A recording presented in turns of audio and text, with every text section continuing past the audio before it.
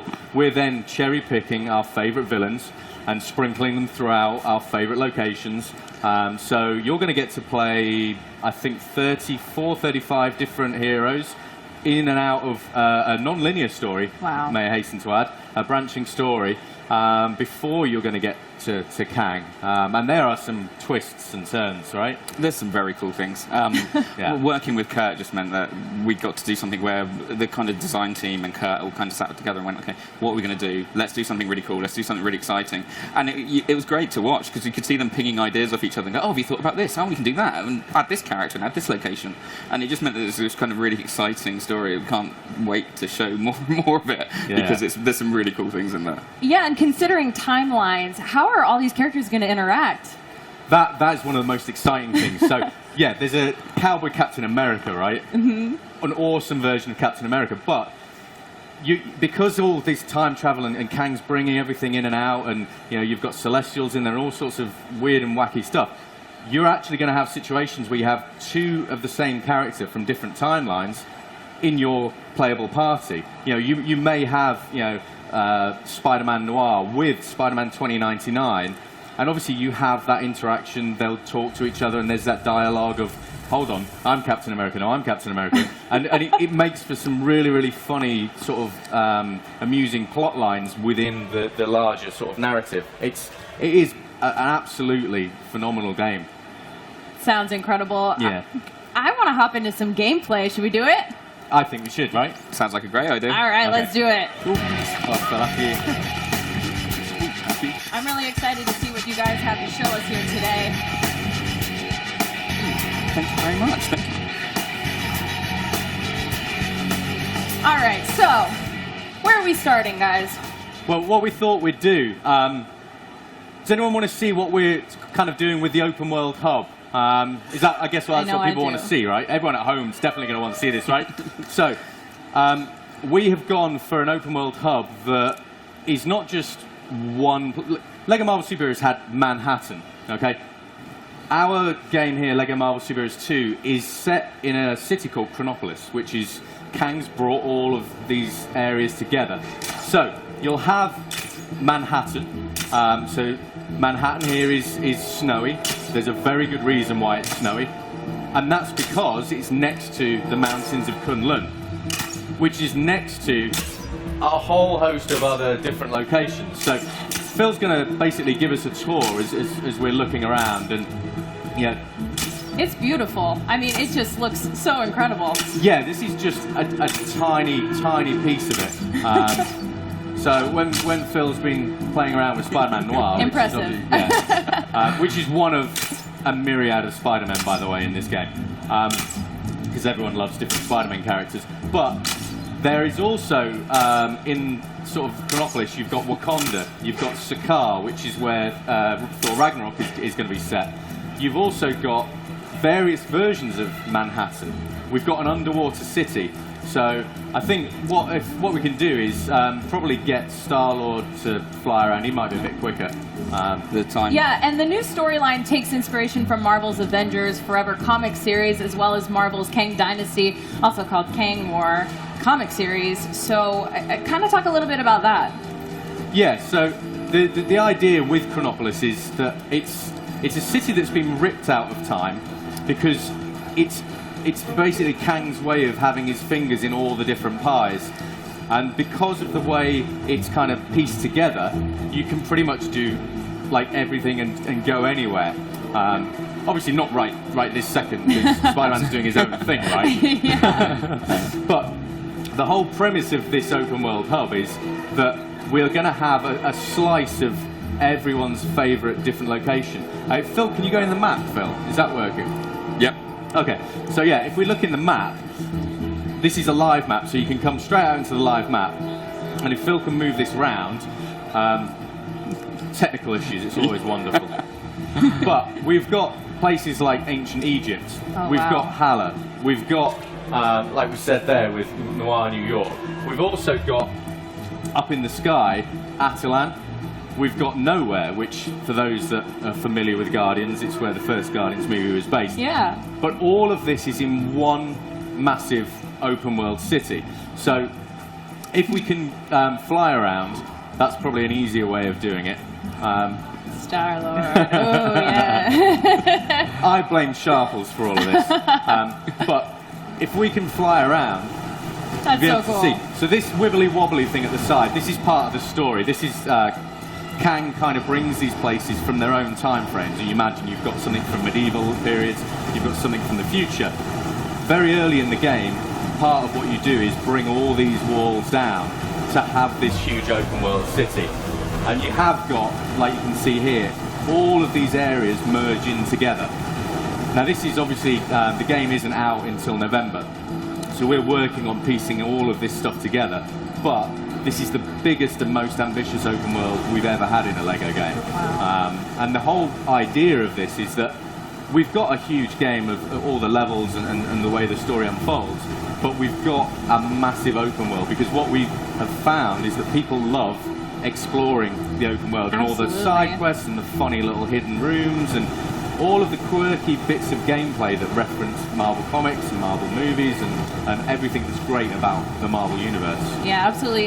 So comic veteran Kurt Busiek also played a primary role in the story creation. Yeah. Can you tell us a little bit about that? Well, yeah, like the comic runs that kind of inspired this, a couple of us in the office, we really love those storylines because they tell us so much about Kang. So with working with Marvel, we were talking to Bill Roseman, who's the creative director at Marvel Games, and he was like, well, why don't you just ask Kurt to help out? And it's like, oh yeah, why didn't we think about that? Yeah. So yeah, we got in touch with Kurt, and Kurt this is just... great. I'm sorry. Yeah, exactly. A Lego Sphinx. That's amazing. But you can go inside these things. It's not, like a dressing. You can go inside the Sphinx, so there'll be gameplay inside there. There'll be gameplay inside the pyramids. There'll be bizarre little Egyptian men walking around. The idea is that this is a living, breathing city made up of 20 cities. And the whole premise behind the game is to go bigger and better than LEGO Marvel Superheroes.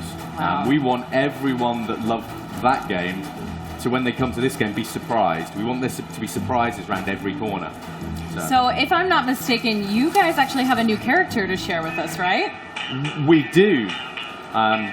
Star-Lord's just going to have a little bit of a dance first, clearly.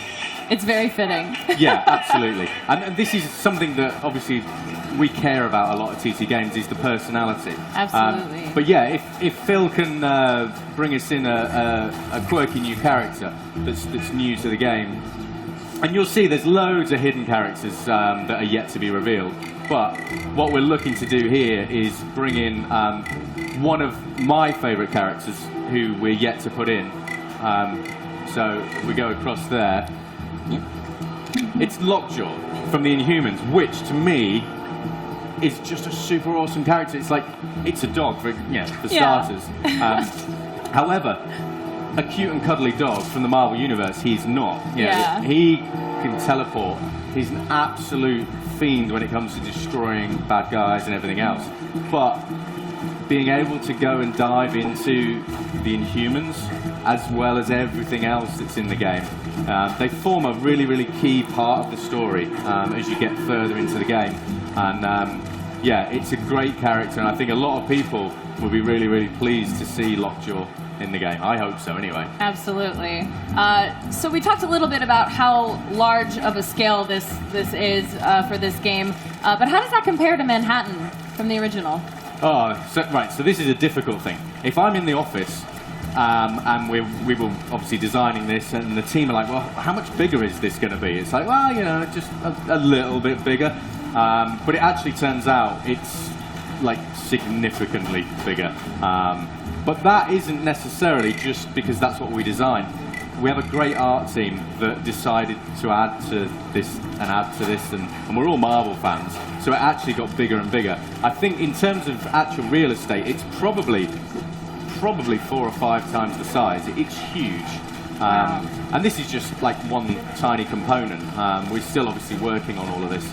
But if Phil are you able to go up as Spider-Man? I don't know if you'd be able to go to up into the air. I can give it a try.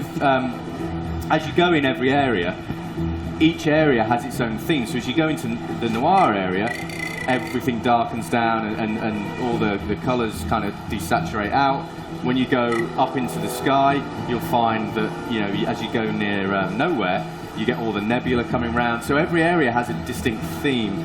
Every area has its own music. Every area has its own sort of enemies and threats and challenges. So we're really trying to go big on the scale of this thing.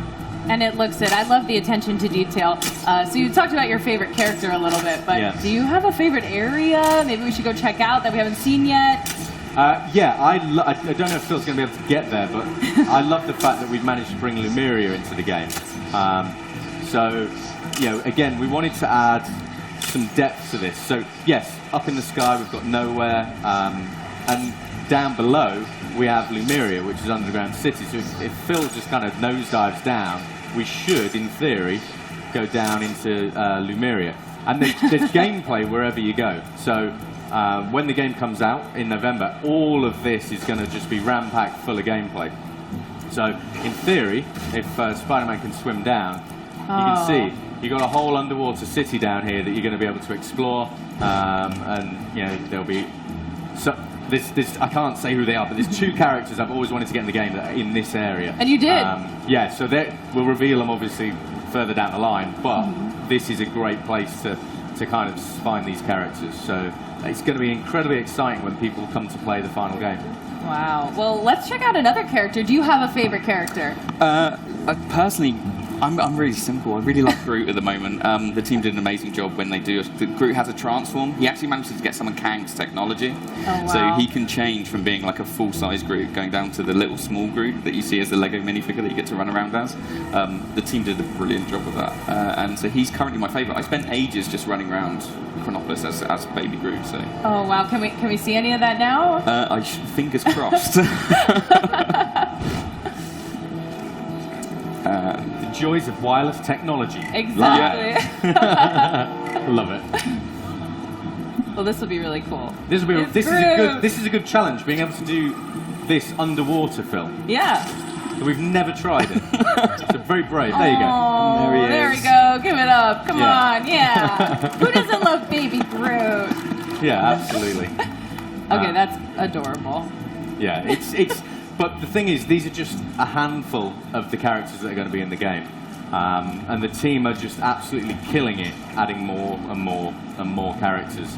So I think people are going to find a really exciting roster in here. And as ever, if anyone at home is wanting to kind of go, put this character in, put that character in, just send your ideas and suggestions to @LegoMarvelGame, and we read everything. That's amazing. Well, this game looks so awesome, guys. And come on, new timelines, new heroes, new mechanics. Will we be able to pre-order it? Yes. So Sweet. The game's going to be coming out on November the 14th in North America. It's available to pre-order now. Ooh. And there's an awesome, cool deluxe edition that if you pre-order it, you actually get retro Guardians of the Galaxy, classic Guardians of the Galaxy, including Charlie 27, and you get that early access to that. So there's a load of awesome stuff in there. Wow. I think people should definitely go check it out, pre-order it. You heard it here from the source, ladies and gentlemen. Thank you so much, Arthur and Phil, for coming out today and being with us. This was awesome. Thanks, guys. Thank you. Thanks. Cheers. Thank you. Thanks. Throughout the show, you guys have been tweeting at us, so let's kick it over to our correspondent on the floor, TJ Smith, to read some of your posts.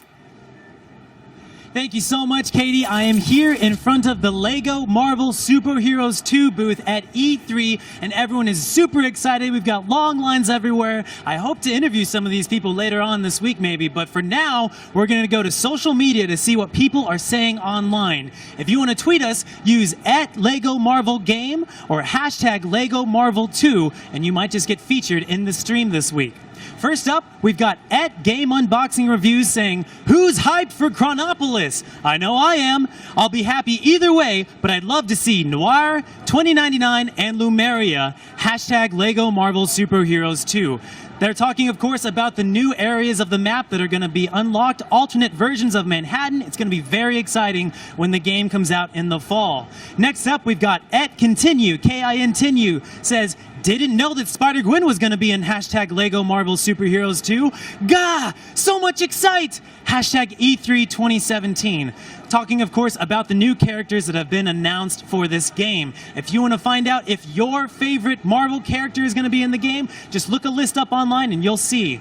Again, that's going to be about it for us right now. If you want to tweet us, make sure you use @LegoMarvelGame or hashtag LegoMarvel2, and you might just show up on the stream. Back to you, Katie. So much excitement. Thank you so much, TJ. Remember, you can catch our full E3 show right now at live.wbgames.com, and be sure to tweet us @LegoMarvelGame. Stay tuned. There's lots more to come from WB Games.